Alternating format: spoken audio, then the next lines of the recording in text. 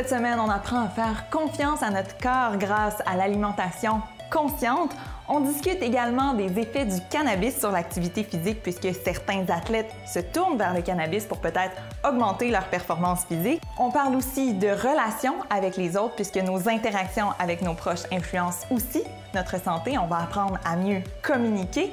Et quelles sont les avancées en termes de douleurs chroniques? On en parle avec un doctorant en réadaptation physique. Bienvenue à Question Santé.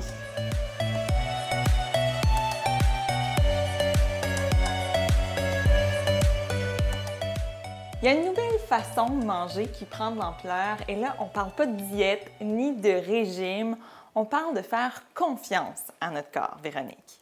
Oui, exactement. Ce que tu décris, Floralie, ça s'appelle l'alimentation consciente ou manger en pleine conscience. C'est une façon de s'alimenter qui permet d'avoir une meilleure relation avec les aliments, de diminuer la restriction, puis diminuer aussi beaucoup la culpabilité puis le stress qu'on a des fois en mangeant certains aliments. Parce qu'avec l'alimentation consciente, tous les aliments ont leur place dans l'alimentation. On n'est vraiment pas dans l'interdit comme avec les régimes et puis les diètes. Oui, parce que là, moi, je vois des chips, là, des croustilles, des boulettes de viande, carottes, on a du chocolat. Tout ça est permis en autant de respecter deux concepts dans l'alimentation consciente. Oui, il y a deux concepts qui sont vraiment au cœur de l'alimentation consciente. C'est le respect de nos signaux de faim et de nos signaux de satiété. Donc, le premier concept, c'est vraiment de manger quand on a faim. Mais là, je parle d'une vraie faim, une faim physique qui nous donne des symptômes. Fait que des gargouillements, un creux dans le ventre, une diminution de l'énergie, peut-être un mal à la tête, on devient peut-être irritable, difficulté à se concentrer. Ça, c'est tous des signaux que le corps nous envoie pour nous dire qu'on manque de carburant. Fait qu'il faut manger, puis c'est important de manger à ce moment-là. Malheureusement, il y a beaucoup de gens qui mangent quand ils n'ont pas réellement faim. Puis qu'est-ce qui arrive quand on mange et on n'a pas réellement faim? C'est que le corps va aller stocker cette énergie-là parce qu'il n'en a pas besoin. Et stocker, ça veut dire qu'on peut stocker des graisses, là. Oui, ça va être des réserves que le corps va faire. Puis à quoi ça peut ressembler quelqu'un qui mange quand il n'a pas faim? C'est soit quand on mange par habitude, donc parce que c'est l'heure de manger, parce qu'on est assis devant la télévision, on regarde une émission puis on a l'habitude de grignoter. Ça peut être aussi à cause que nos sens sont stimulés. Donc, on passe à côté d'une boulangerie, ça sent bon, ça nous donne envie de manger. On voit des images d'aliments, ça nous donne envie de manger. Des publicités à la Exactement, télévision, il y en a sur les beaucoup. médias sociaux. Ça peut être aussi, on mange en réponse à une émotion, fait que peut-être des fois par ennui, pour se récompenser, parce qu'on a eu une journée difficile au travail, parce qu'on est triste, en colère, ou au contraire parce qu'on a envie de fêter. Fait que ça s'appelle vraiment des fausses faims. On n'a pas vraiment besoin de manger à ce moment-là. Alors, qu'est-ce qu'on fait quand on a une fausse faim? Bien, en fait, ce qu'il faut faire, c'est qu'à chaque fois qu'on arrive pour manger un aliment, il faut se poser la question. Est-ce que j'ai vraiment faim dans mon ventre, dans mon estomac? Si oui, parfait, on mange. Si on se rend compte que finalement, c'est peut-être plus par habitude, par envie ou pour combler une émotion, bien là, on va essayer peut-être de se changer les idées, de faire une autre activité, aller prendre une marche, appeler une amie, lire un livre, écouter de la musique. Boire de l'eau, des fois, là, on peut juste simplement avoir soif puis on croit qu'on a faim. Ou bien essayer de combler aussi l'émotion avec autre chose que de la nourriture si on se rend compte que c'était plutôt une faim émotive. Alors, on a dit qu'il y avait deux concepts au cœur de l'alimentation consciente. Donc, respecter notre faim, c'est-à-dire être vraiment à l'écoute de notre faim. On mange quand on a faim seulement, mais il y a un autre concept aussi. Oui, l'autre concept, c'est de savoir s'arrêter quand on n'a plus faim. Donc ça s'appelle la satiété. C'est la sensation d'être satisfait sans se sentir trop plein. Donc, juste correct. Puis ça aussi, malheureusement, il y a beaucoup de gens qui ne respectent pas leur satiété, en fait, qui ne la ressentent plus du tout, parce que tout au long de leur vie, pendant l'enfance, ils ont appris à vider l'assiette. Puis là, ça fait des adultes qui sont incapables de laisser des aliments dans l'assiette. Donc, ils vont dépasser leur satiété. Puis à ce moment-là, c'est de la surconsommation, c'est de l'énergie que le corps n'a plus besoin. Vraiment, oui. Fait que, qu'est-ce qu'on fait quand on veut respecter notre satiété? Bien, il y a des petites choses qu'on peut faire à la maison quand même pour essayer d'être plus à l'écoute puis de respecter plus notre satiété. Donc, premièrement, on mange lentement et on mastique bien. Parce que ça peut prendre environ 20 minutes au corps avant de recevoir le signal comme quoi on a mangé. Donc, si on mange très rapidement puis on vide l'assiette en 5 minutes, c'est facile de se lever, d'aller servir une deuxième assiette puis de continuer à manger. Puis finalement, plus tard, se rendre compte qu'on se sent beaucoup trop plein. Oui. Deuxième truc, c'est de déguster et savourer les aliments. Si on déguste, on savoure ce qu'on est en train de manger, on veut retirer plus de plaisir. Puis quand on retire plus de plaisir, c'est plus facile de savoir s'arrêter quand on commence à être juste satisfait. De la nourriture, c'est beau hein, dans notre assiette. On peut admirer ce qu'on a dans notre assiette ou même l'ignorer en se fermant les yeux. Peut-être qu'on est encore plus à l'affût de la dégustation, là, de ce qui se passe dans notre bouche. Oui, ça peut tout être des petits exercices qu'on peut faire à la maison, ça pour être plus à l'écoute de notre satiété, de nos signaux. Troisième petit truc que je vous donnerai aujourd'hui, c'est de se concentrer sur ce qu'on est en train de faire. Donc, enlever les distractions. On s'assoit à la table, on ferme la télévision, on éloigne le téléphone ou la tablette, puis on se concentre sur notre repas avec les personnes qui nous entourent.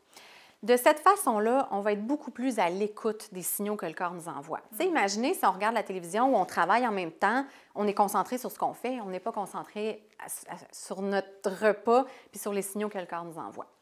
Puis le quatrième, c'est plus un conseil qu'un truc que je donnerais, c'est de vous laisser, de vous permettre d'en laisser dans l'assiette. On a le droit de ne pas finir notre assiette, c'est pas grave. Fait que si on se rend compte à mi-chemin qu'on a plus faim, bien on arrête tout simplement. Merci beaucoup, Véronique. Et moi, je dirais, prenons exemple sur nos enfants qui sont très connectés à leurs signaux. Hein. Ils nous laissent savoir quand ils ont faim, quand ils n'ont plus faim également. Ils vont pleurer, puis ils vont juste se fermer à toute nourriture qu'il y a en avant d'eux. Dans un tout autre ordre d'idées, par contre, allons voir Stéphane Ouimet pour en apprendre davantage sur l'effet du cannabis sur l'activité physique.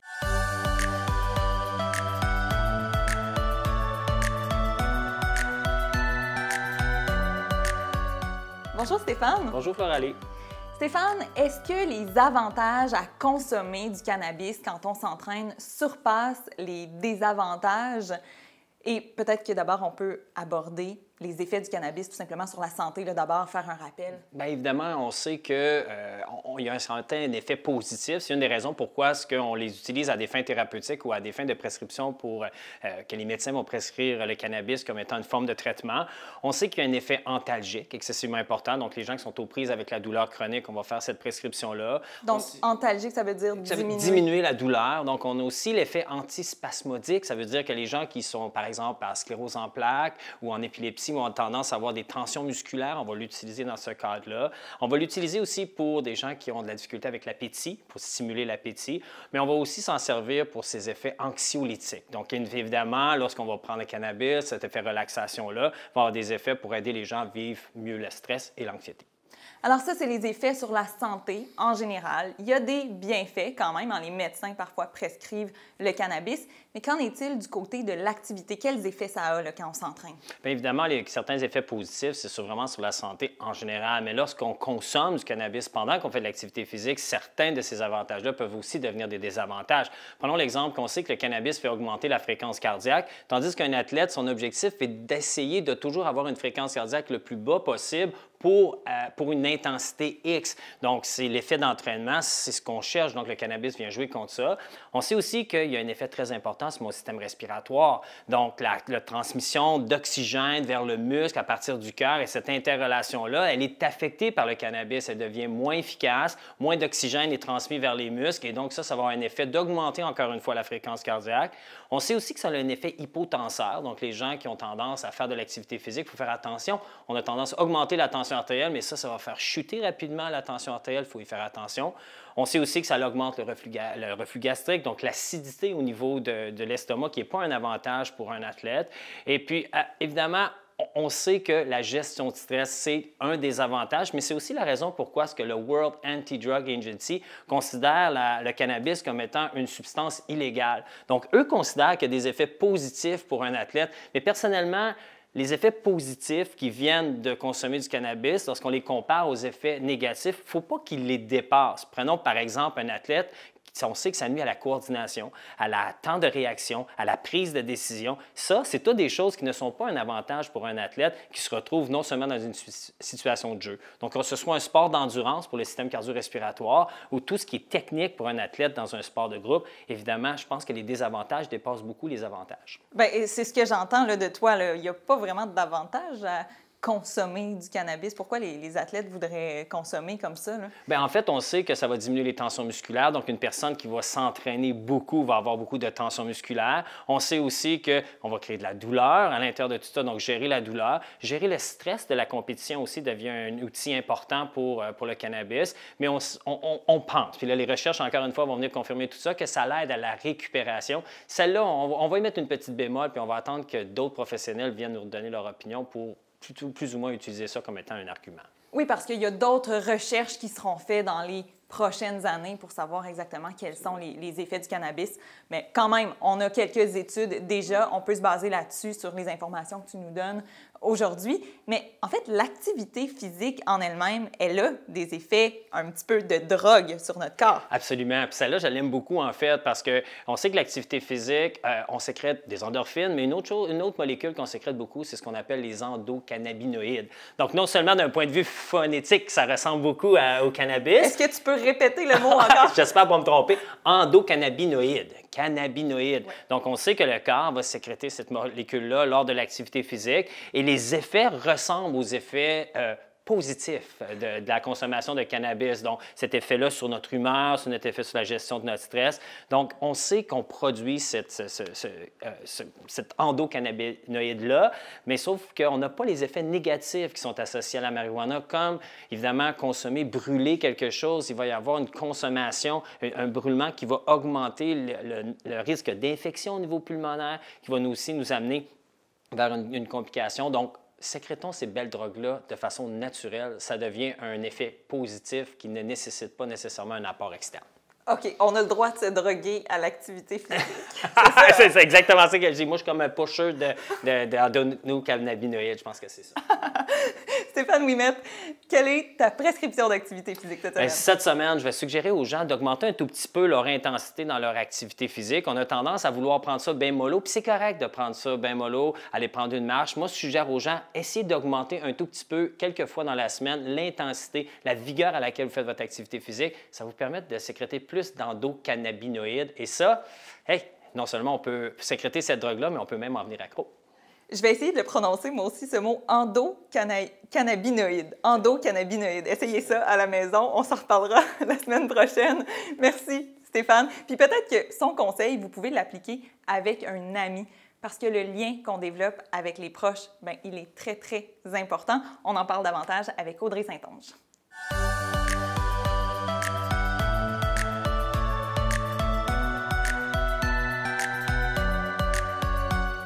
La santé, c'est aussi des relations en santé avec nos amis, notre famille, nos collègues de travail. Mais la clé des bonnes relations, c'est certainement la communication. Et un élément central dans tout ça, Audrey, c'est l'affirmation de soi.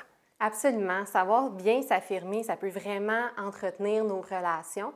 Mais premièrement, c'est quoi ça, l'affirmation de soi? Simplement, c'est de faire respecter ses droits et ses besoins tout en respectant ceux des autres.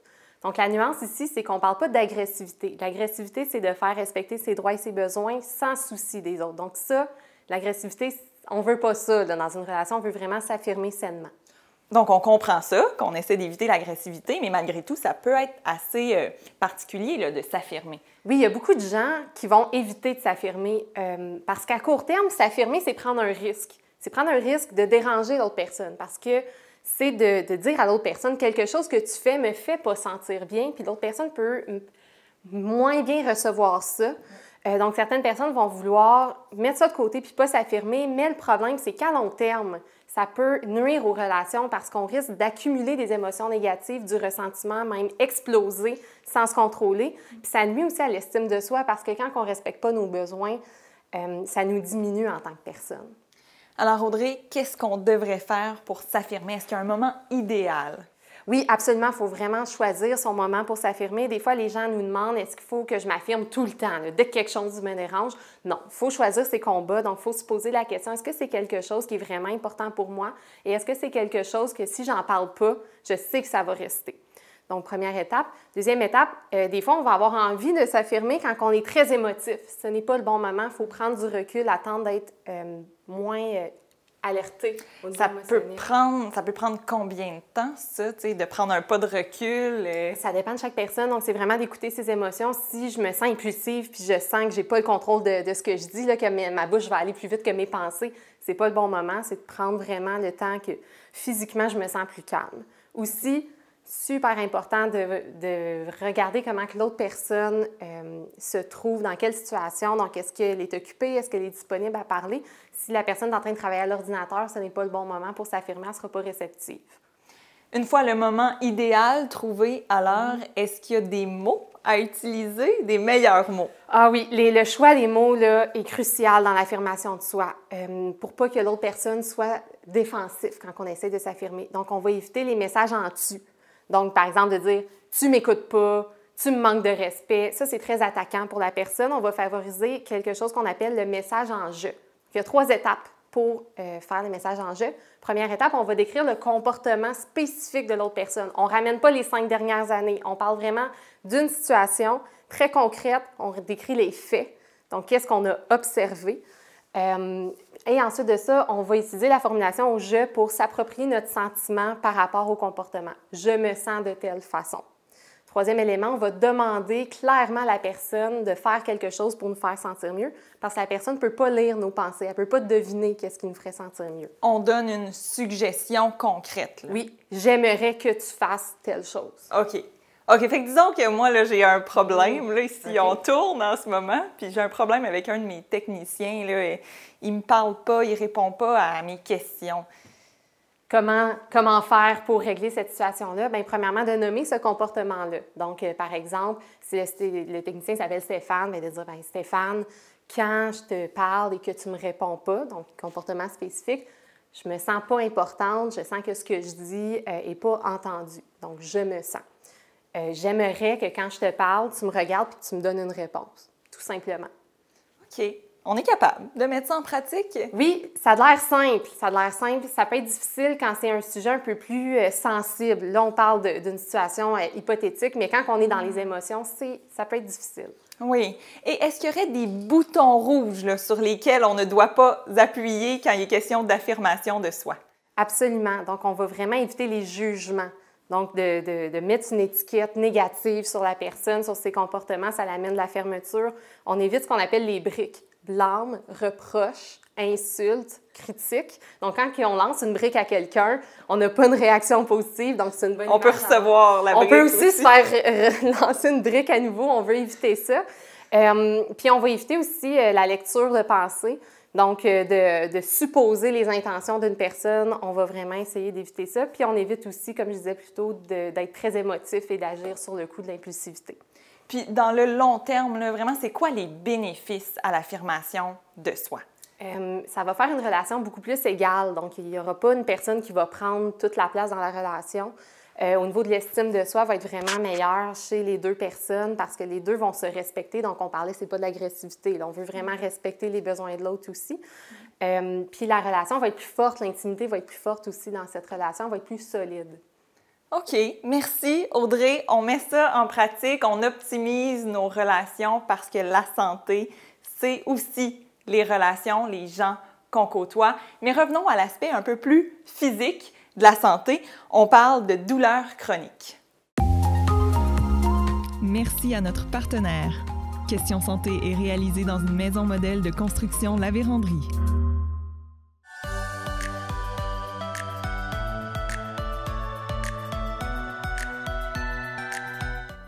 Vous avez peut-être vécu déjà de la douleur pendant plusieurs semaines, pendant plusieurs mois, voire des années.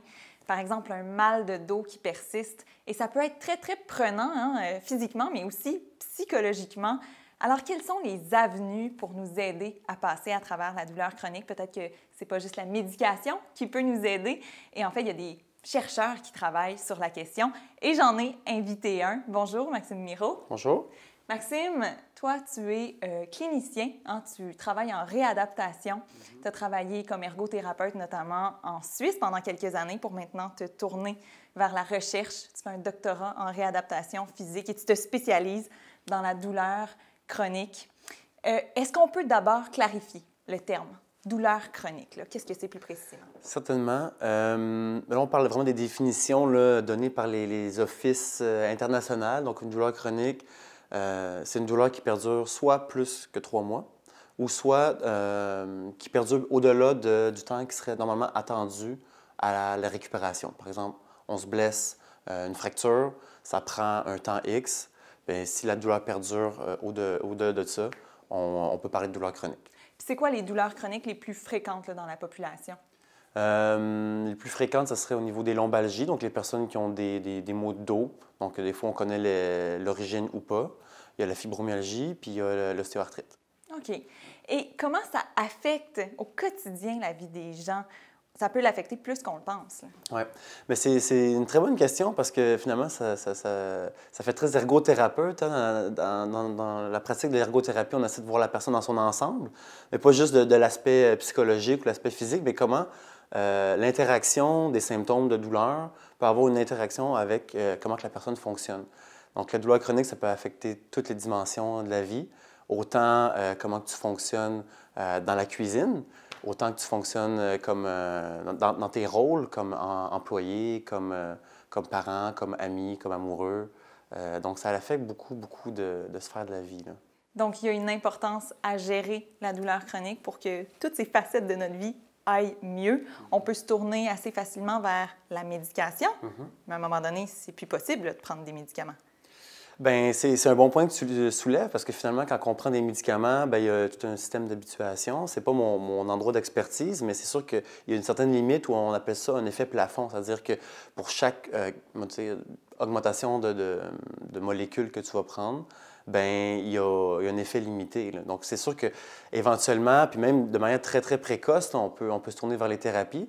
Parce que qu'est-ce qui est intéressant avec les thérapies, c'est que on n'a pas besoin, ou en tout cas, on limite l'aide externe qu'on demande des professionnels de la santé. Puis, on peut peut-être se tourner vers des aides plus internes. Donc là, je fais référence, par exemple, à des stratégies qu'on va développer, pas nécessairement propres à l'ergothérapie, mais on va dire des thérapies générales, en physiothérapie, en psychologie. Par exemple, si on arrive à faire de la méditation, puis on apprend le principe, bien là, on n'est plus obligé d'aller voir nécessairement le thérapeute pour faire la méditation ou pour aller voir un thérapeute qui nous fait de la thérapie manuelle. On peut soi-même se faire la thérapie. Puis toi, concrètement, quelle thérapie tu peux offrir à quelqu'un qui souffre de douleurs chroniques en tant qu'ergothérapeute? C'est une très bonne question. L'ergothérapeute, on essaie de voir la personne dans son ensemble puis de voir un peu c'est quoi les limitations que la personne a. Par exemple, moi, je suis une personne qui a des lombalgies puis j'ai de la misère à travailler. Bien, c'est sûr qu'on peut faire, on va dire, de l'entraînement fonctionnel, c'est-à-dire de faire de l'entraînement en lien avec le travail pour augmenter les capacités à travailler. Donc ça, c'est un endroit plus comme... Mais par contre, la personne est en douleur. Donc, il me semble que, par exemple, moi, si j'ai mal au dos, je vais vouloir limiter les mouvements avec mon dos. Exactement. Mais tu es en train de me dire qu'il faudrait quand même bouger notre dos. Exactement, oui. Donc, c'est sûr qu'il y a beaucoup de personnes que, d'emblée, quand ils vont avoir mal, leur premier réflexe va être de se retirer de l'activité physique. Donc ça, c'est pas une mauvaise chose quand c'est, on va dire, une douleur plus aiguë. C'est-à-dire que si je me fais une entorse lombaire, bien, c'est sûr que je ne vais pas vouloir comme, me réentraîner puis mettre beaucoup de poids dans mon quotidien là-dessus parce que là, je vais venir aggraver. Sauf que quand on parle de douleur chronique, souvent, ce qui va arriver, c'est que la pathologie ou la blessure va être réparée. Okay? Mais on peut quand même avoir de douleur. Qu'est-ce qui est intéressant quand on parle de douleur chronique, c'est que douleur ou intensité de l'expérience de la douleur n'égale pas pathologie. Donc là, on peut prendre peut-être un exemple sur des personnes qui ont eu des chirurgies, puis qu'après ça, quand ils rencontrent le chirurgien, ils disent « Moi, ma chirurgie là, est parfaite ». Ou d'une personne qui va faire un IRM de son dos, puis avec les experts, on va voir que finalement, il n'y a pas rien qui explique l'intensité de la douleur. Mais qu'est-ce qui arrive, c'est qu'au point de vue neurologique, donc les nerfs, puis le cerveau va tout changer la donne.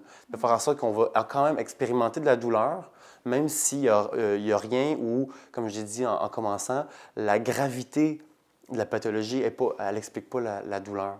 Donc, alors, on peut bouger. Exactement. Donc, pour revenir à ce que tu me demandais tantôt, on peut bouger. C'est sûr que c'est ça. Faut savoir pourquoi qu'on bouge, puis dans le fond, c'est quoi l'origine de ma douleur. Donc, comme j'ai dit, si on se fait une entorse, on ne veut pas nécessairement beaucoup bouger. Mais si on a une douleur chronique, c'est pas nécessairement une mauvaise affaire de bouger. Il faut comprendre pourquoi qu'on bouge. Il faut comprendre aussi que de faire de l'activité physique, bien, on a toute une cascade là, de neurotransmetteurs puis de chimie dans le corps qui va arriver puis qui va être capable on va dire, atténuer un petit peu la douleur. Je peux peut-être prendre un exemple de moi qui ai fait du sport dans le passé. Ouais. Puis, dans le fond, c'est ça. Quand on fait du sport puis on a mal, bien, si mon but est primordial par rapport à mon ressenti de la douleur, bien, tout à coup, l'attention est mise sur ça et puis j'ai moins mal. Par exemple, après, on peut avoir mal, ça c'est normal. Tu sais. Oui, OK. Fait que ça veut dire que quand on change notre attention, donc par exemple, quand on fait de l'activité physique, là, on diminue notre douleur.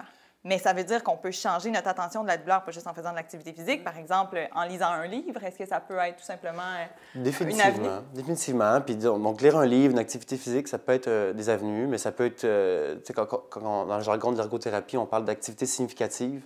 Donc, c'est sûr que si pour moi, c'est super important de faire mon projet d'art, bien, tout à coup, peut-être que puisque c'est vraiment important puis que je suis vraiment engagé dans l'activité, bien là, je vais moins penser à mes sensations physiques, par exemple. Ah, okay? ouais. Donc, ça, c'est une avenue intéressante.